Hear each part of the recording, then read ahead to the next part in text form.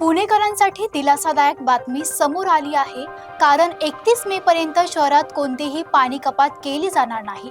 धरणांमध्ये 9.58 TMC पाणीसाठा शिल्लक असल्याने महापौर मंजुषा नागपुरे यांनी हा निर्णय घेतला असून पुढील नियोजन हवामानाच्या अंदाजावर ठरणार आहे।